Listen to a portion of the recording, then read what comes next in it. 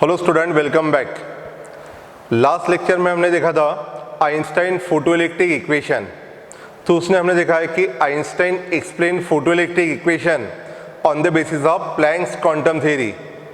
According to quantum theory, electromagnetic radiation consist of stream of energy packets और bundle of energy packets, and that bundle of energy packets is called as quantum, and one quantum of light radiation is called as photon, and energy of each photon is equal to h nu, where h is the Planck's constant and nu is the frequency. So when photon interact with matter, it transfer their entire energy to the free electron. In metals, electron absorb that energy, and that energy is used in two ways. Number one, part of energy is used to remove the electron from metal, which is equal to work function, and remaining part of energy will appear as a kinetic energy.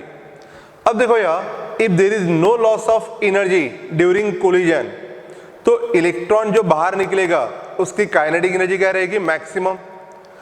तो यहाँ पे हम बोलते हैं कि energy of photon is use in two way.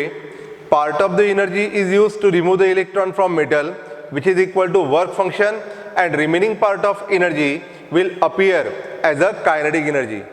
So we say that h nu is equal to work function plus kinetic energy, or maximum kinetic energy is equal to h nu minus work function. Okay, again, cut-off potential or stopping potential, the minimum negative potential applied to the collector for which the photoelectric current becomes zero is called as stopping potential, and work done to stop the electron having maximum kinetic energy, A into V naught equal to maximum kinetic energy. So इसको हम लिखेंगे A into V naught is equal to h nu minus work function, और stopping potential V naught equal to h upon E into nu minus work function upon E. ये हो गया equation number 1. अब देखो यार, we compare this equation with the straight line equation, and it follows from equation 1 that stopping potential versus frequency graph is a straight line. Stopping potential versus frequency graph क्या है? Straight line. Clearly the slope of stopping potential against frequency, slope of stopping potential against frequency equal to क्या रहेगा? h upon E. Slope of stopping potential versus frequency equal to क्या है? h upon E. तो यहाँ पे देखो slope क्या रहेगा? tan theta. tan theta equal to opposite side upon adjacent side, मतलब changing stopping potential upon change in frequency, या simply stopping potential against frequency. ये क्या देगा आपको? स्लोप.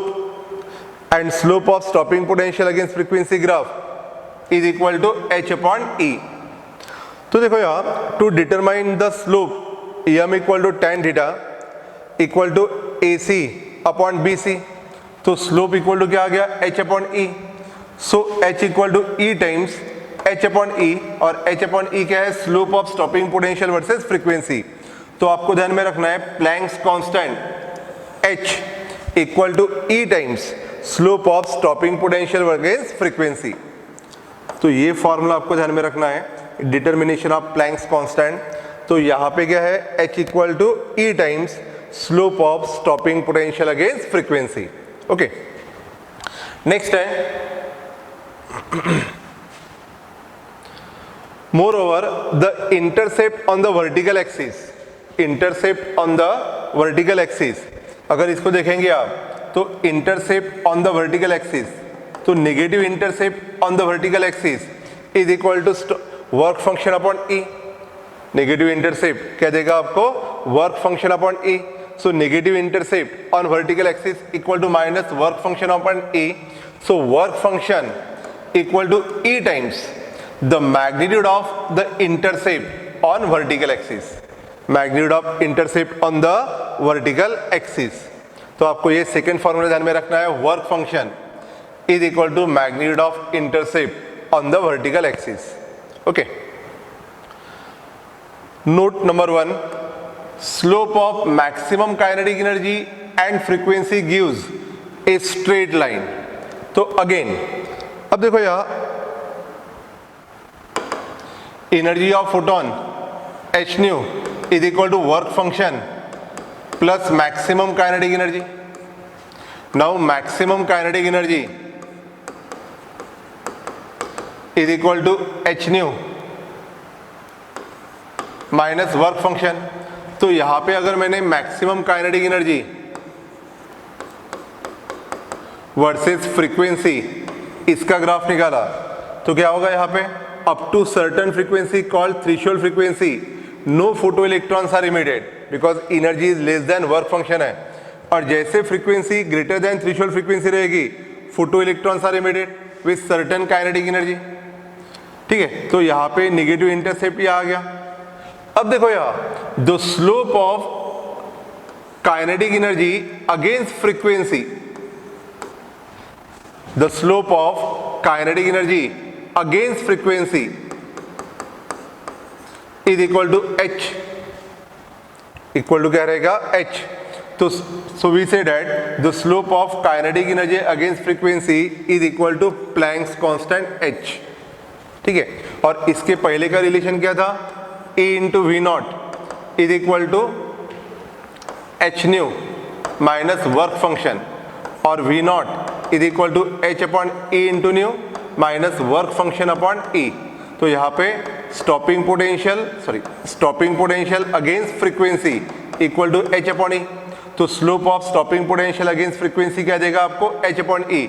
और यहाँ पे slope of kinetic energy upon frequency equal to क्या रहेगा, एच. ठीक है, तो ये सेकंड कंसेप्ट आपको ध्यान में रखना है. तो आपको ध्यान में रखना है कि अगर काइनेटिक एनर्जी अगेंस्ट फ्रीक्वेंसी है तो slope of kinetic energy against frequency gives Planck's constant. Slope of kinetic energy against frequency आपको क्या देगा, प्लैंक्स कांस्टेंट h.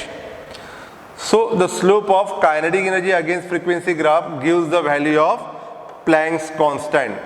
और वहां पे stopping potential against frequency graph give the value of Planck's constant, मतलब वहां पे था h upon e. Okay, again intercept on the negative kmax axis equal to work function. Intercept on the negative kmax axis equal to work function. तो देखो यहाँ maximum kinetic energy is equal to h nu minus work function. तो maximum kinetic energy upon frequency equal to क्या रहेगा, h.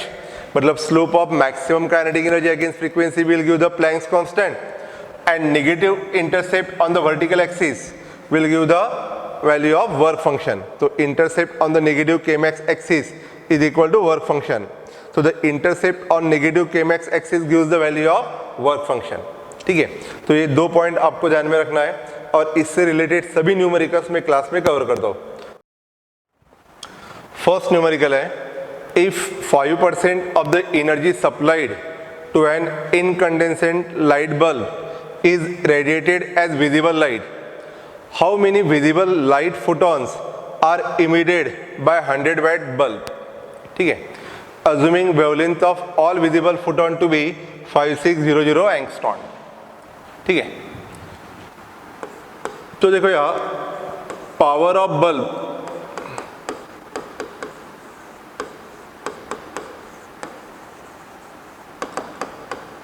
Hundred watt, that is it emit 100 joule of energy per second. 5% of energy emitted is radiated as a visible light.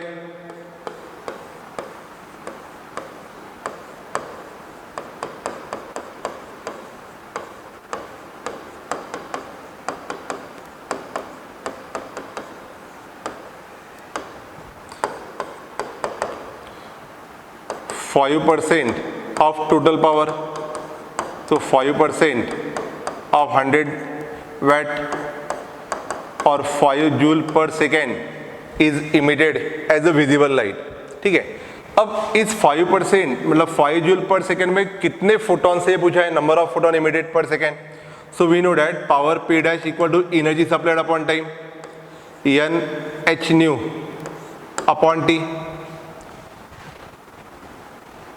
n h nu upon t.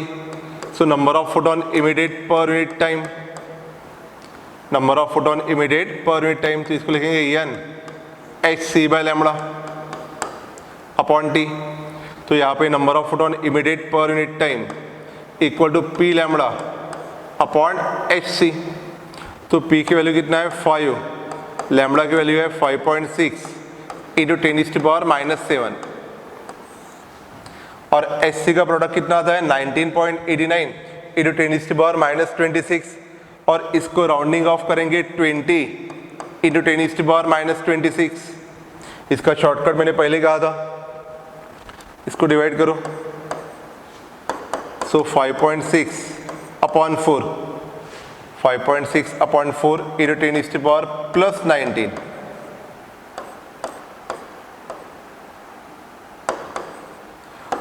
तो 1.4 into 10⁻19 photons are emitted per second. 1.4 into 10⁻19 photons are emitted per second. Second numerical है, energy from sun is received on earth at the rate of 2 calories per centimeter square per minute. If average wavelength of solar light be taken as 5500 angstrom, then how many photons are received on earth per centimeter square per minute? 1 calorie equal to 4.2 joule and speed of light 3 into 10⁸. अब देखो यार, energy from sun is received on earth at the rate of, तो सबसे पहले निकालेंगे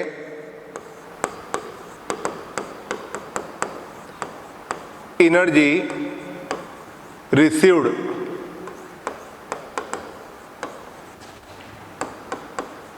from sun is equal to 2 calories per centimeter square per minute. 1 calorie equal to 4.2 joule, so 2 into 4.2 joule of energy received per centimeter square per minute और energy received कितना रहेगा 8.4 joule per centimeter square per minute. Okay, energy received from sun on earth कितना है 8.4 joule per centimetre square per minute. Okay, अब देखो यार, energy of each photon,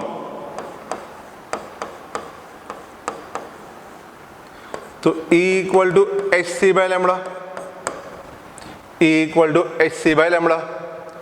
तो यहाँ पे h c 6.63 into 10⁻34, speed of light 3 into 10⁸, and lambda 5500 angstrom, that is 5.5 into 10⁻⁻7।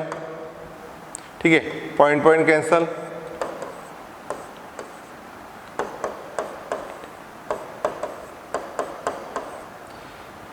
(18/5) -34 + 8 -26 -26 + 7 -26 + 7 -19। ठीक है,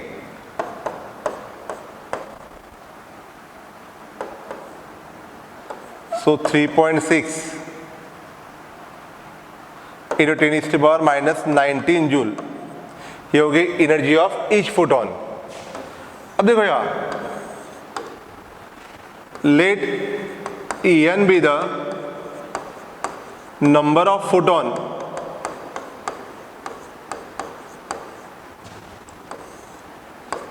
incident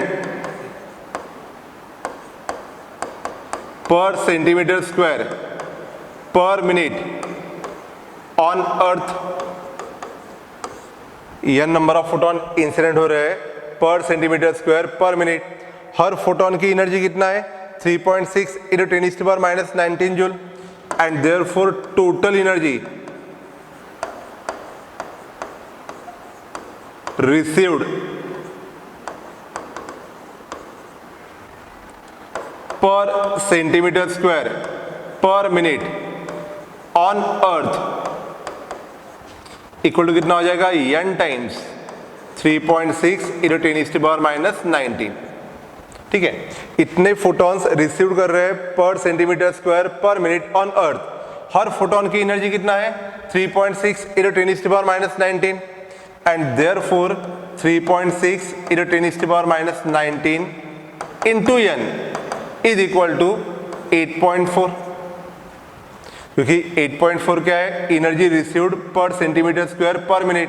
तो मैंने कहा कि n number of photon incident हो रहे हैं per centimetre square per minute. हर फोटोन की एनर्जी कितना है, 3.6 × 10⁻⁻19, and therefore the number of photon incident per centimetre square per minute on earth is equal to 8.4 upon 3.6 × 10⁻⁻19। ठीक है, 8.4 upon 3.6, point point cancel, × 10⁻+19।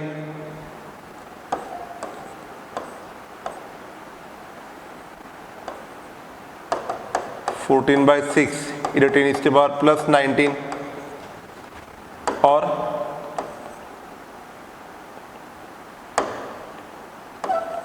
nearly 2.3 × 10⁻19 photons per centimeter square per minute incident on earth to receive an energy of 8.4 joule per centimeter square per minute।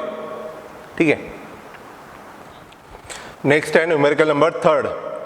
For a photosensitive surface work function is 3.3 × 10⁻19 joule, taking Planck's constant to be 6.6 × 10⁻34 joule second, find the threshold frequency। तो since work function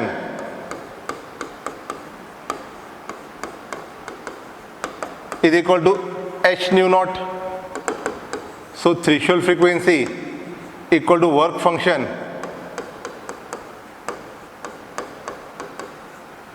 upon h। तो यहाँ पे work function है 3.3 × 10⁻19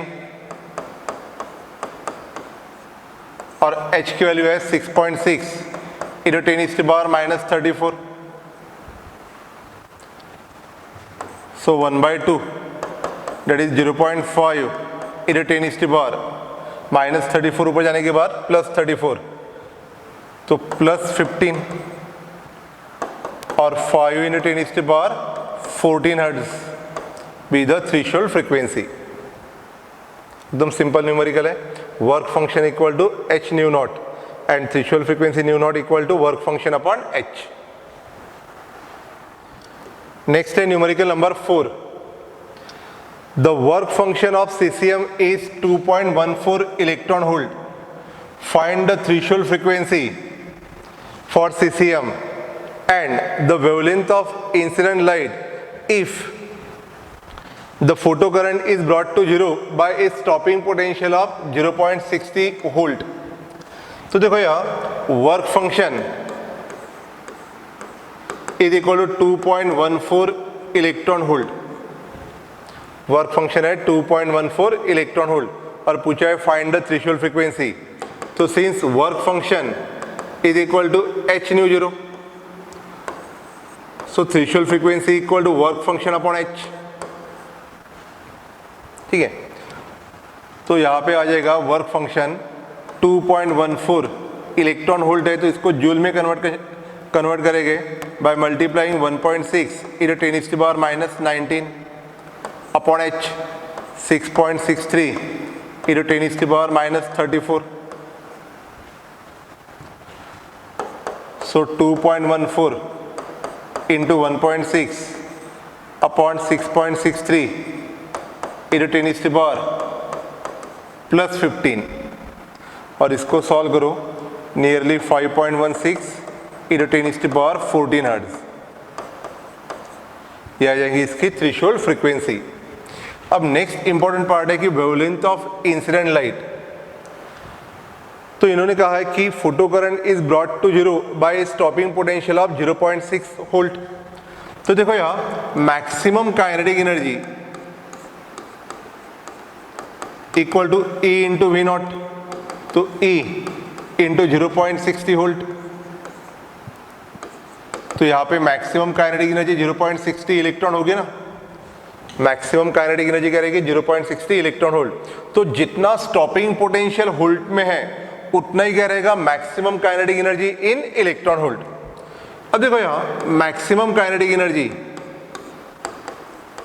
is equal to energy of photon minus work function, and therefore hc by lambda is equal to maximum kinetic energy plus work function, and therefore lambda equal to hc upon maximum kinetic energy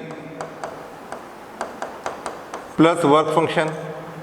So lambda equal to hc.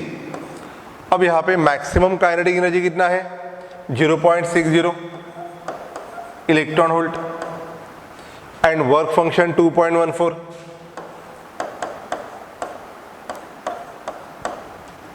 तो ये हो जाएगा lambda equal to H C upon 2.74 electron volt. अब देखो यार, मैंने कहा था H C upon E 12.43 × 10⁻⁻⁷. H C upon E की वैल्यू मैंने पहले एक्सप्लेन किया था, shortcut value. H C upon E की वैल्यू कितना है 12.43 × 10⁻⁻⁷ अपॉन 2.74. तो इसको सॉल्व करने के बाद आपको आएंगे wavelength of incident light. Okay, next है numerical number 5. If light of wavelength 412.5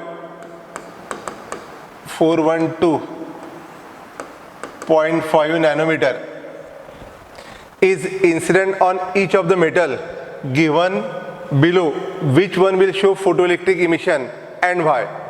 तो यहाँ पे सोडियम दिया है जिसका वर्क फंक्शन है 1.92 इलेक्ट्रॉन वोल्ट, पोटेशियम का दिया है 2.15 इलेक्ट्रॉन वोल्ट, CaMO का दिया है 3.20 एंड 4.17. तो we know that if energy of photon is greater than work function, then and only then the photo electrons are emitted.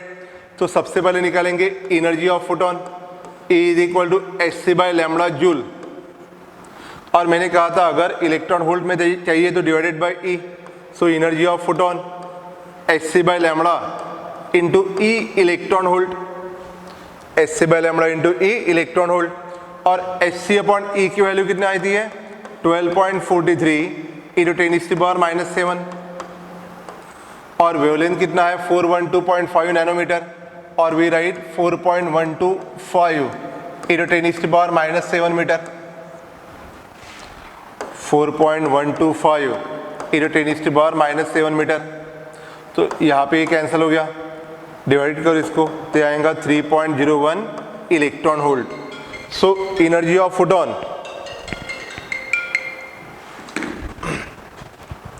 तो ये आता है 3.01 इलेक्ट्रॉन वोल्ट. तो यहाँ पे एनर्जी ऑफ फोटोन कितना है 3.01 इलेक्ट्रॉन वोल्ट. तो देखो यहाँ energy of photon is greater than work function of sodium, energy of photon is greater than work function of potassium but less than CaMO. तो ये फर्स्ट दो मेटल जो है यहाँ से इलेक्ट्रॉन इमिट हो गए. तो here energy of photon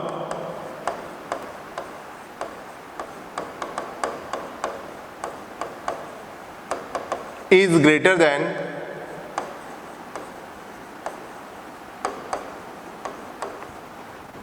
energy of photon is greater than work function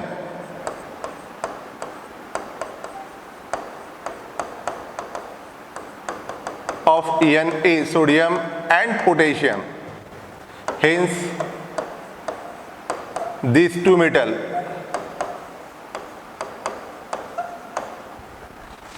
emits photoelectron.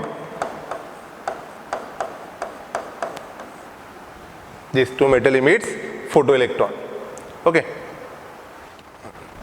Next है photoelectrons are emitted from metal surface when ultraviolet light of wavelength 300 nanometer is incident on it. तो यहाँ पे wavelength of incident light 300 nanometer, that is 3 × 10⁻⁷ meter. The minimum negative potential required to stop the emission of electron 0.54 electron volt. तो यहाँ पे stopping potential दिया है 0.54 volt. Actually 0.54 volt चाहिए stopping potential. Calculate number 1 the energy of incident photon, maximum kinetic energy of the photoelectron emitted and work function of the metal। Okay, तो सबसे पहले निकालेंगे energy of photon, E is equal to h nu और E is equal to H c by lambda joule, और अगर electron volt में जाइए तो h c by lambda divided by E electron volt, and we know that h c by E की value कितना है 12.43 into 10⁻⁻⁷, और वेवलेंथ है 300 नैनोमीटर, दैट इज 3 इंटू 10⁻⁷, ये कैंसल।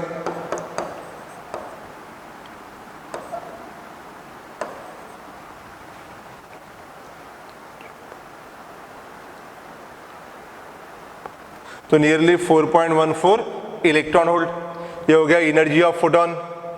अब next we know that maximum kinetic energy to stop the electron equal to A into V naught, that is work done to stop the electron having maximum kinetic energy, A into V naught equal to maximum kinetic energy।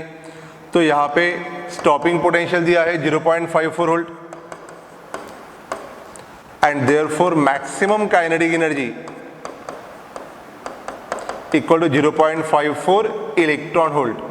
ठीक है, तो first मैंने निकाला energy of photon in electron volt, maximum kinetic energy in electron volt. तो ध्यान में रखना कि जितना स्टॉपिंग पोटेंशियल है उतना ही क्या रहेगा maximum kinetic energy in electron volt. अब नेक्स्ट पूछा है वर्क फंक्शन, तो since maximum kinetic energy equal to energy of photon minus work function, so work function equal to energy minus maximum kinetic energy. Energy of photon है 4.14 minus 0.54, तो 4.14 minus 0.54, सो work function रहेगा 3.60 electron volt. ठीक है, तो आज के lecture में इतना है, बाकी का अपन कल देखेंगे। Thank you.